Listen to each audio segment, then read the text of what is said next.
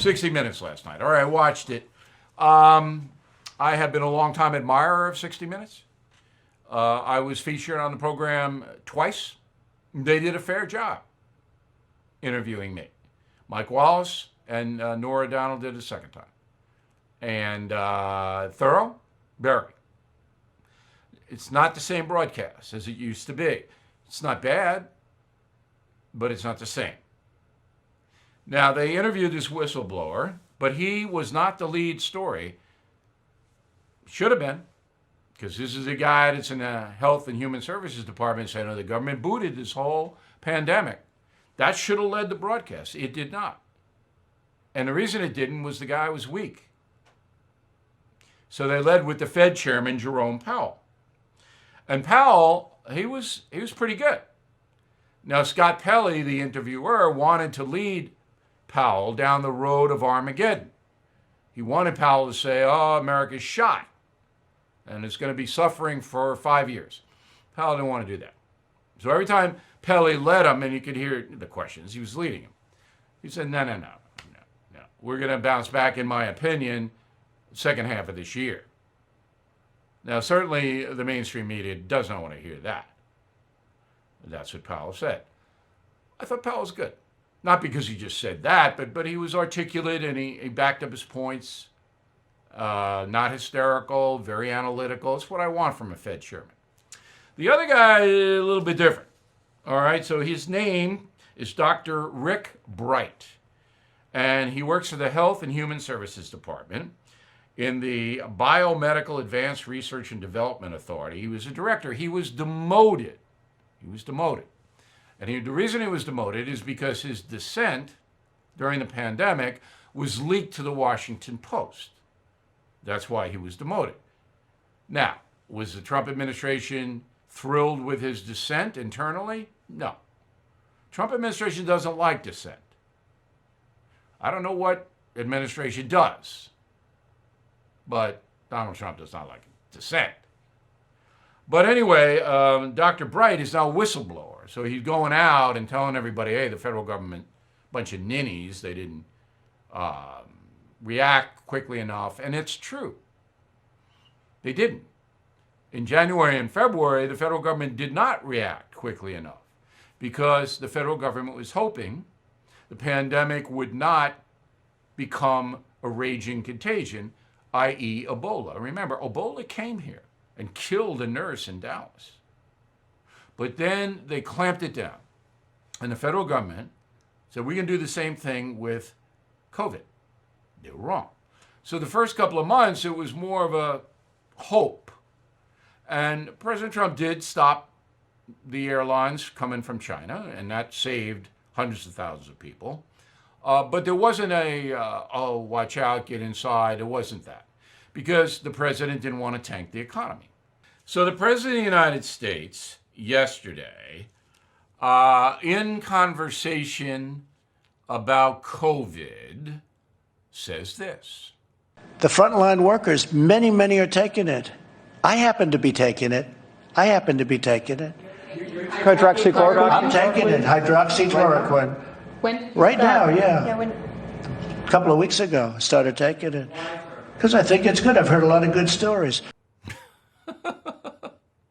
Now, number one, who cares whether the president is taking hydroxychloroquine? I don't care. It's a prescription drug. So his doctor prescribed it for him. I guess he wants to build up some prevention. I don't know. It's better than medical marijuana, right? Barack Obama says he used cocaine in high school or something, didn't he? And nobody cared. Oh, as soon as they go, how can he do this? How can he do this? Do what? He's taking some kind of drug that his doctor says is okay for him to take in order to protect him from COVID. Will it? I don't know. I'm not taking it. Okay? But why do I care if he's taking it? I don't. I don't care. Now, if he was taking methamphetamine, then I would care. But not now. Now, the ones that complain the loudest are the ones who hate him the most. So if you hate him and want bad things to happen to him, as these people do, what are you worried about? He's taking some drug and you think it's going to give him a heart attack? What do you want? Looking out for him now? You're protecting him? Is that what you're doing? No. This is just such a farce and a fraud. I can't tell you. And then Nancy Pelosi weighs in. Pardon the pun. Go. As far as the president is concerned, he's our president, and I would rather he not be taking something that has not been approved by the scientists, especially in his age group and in his, shall we say, weight group, what is morbidly obese, they say. So I think it's not a good idea. Oh, Nancy's looking out for him. You know she's concerned about his health. Morbidly obese. What a lovely woman. Isn't Nancy Pelosi just a lovely person? Morbidly obese. All right, Dante, let's take a look, unemotional, with the Georgia situation, because Georgia and Governor Kemp, they were the ones that said, look, we're going to open them. And as you know, Governor Kemp was attacked, brutally attacked by the left. And I'm not going to go over it in great detail, but you know the left does not want to open the economy. And that's because they want Trump to lose. But let's stick with Georgia for now. So today is May 20th, right? And yesterday, because this is the latest data we have, 580 new cases of COVID in the state of Georgia. 500 new, okay? On the 12th, a week ago, there were 863. Now, Georgia's been open that long, even further back. So the cases in Georgia are going down. You're not going to see that. You turn on TV news tonight and you see that. But if they go up, you'll see it. Now, in Texas, they're opening up a little bit slower than Georgia, but takes a bigger state. 4 major cities, all right? Dallas, Houston, San Antonio, and Lubbock. Dallas, Fort Worth, the Metroplex. So on May 19th, almost 1,300 new cases. On May 12th, 1,360. It's flat in Texas, flat. So there is no data that says when you open the economy in populated states, you get an immediate spike in the disease. That data does not exist. That's a good thing. Now, if a place like Vegas opens up and you see a big spike, remember, they're inside gambling there. That's going to be page one, that's going to be this and that, and that might happen. And if it does, then the governor of Nevada is going to have to shut them down. Then I have to do that. Now, here's the most important thing that you need to know this Memorial Day weekend. The United States and every other nation on earth counts on the United Nations and the World Health Organization attached to the UN for accurate reporting about any kind of medical situation. That's why it's called the World Health Organization. And it gets billions of dollars every year to do exactly that. Watch medical situations on the planet, especially pandemics.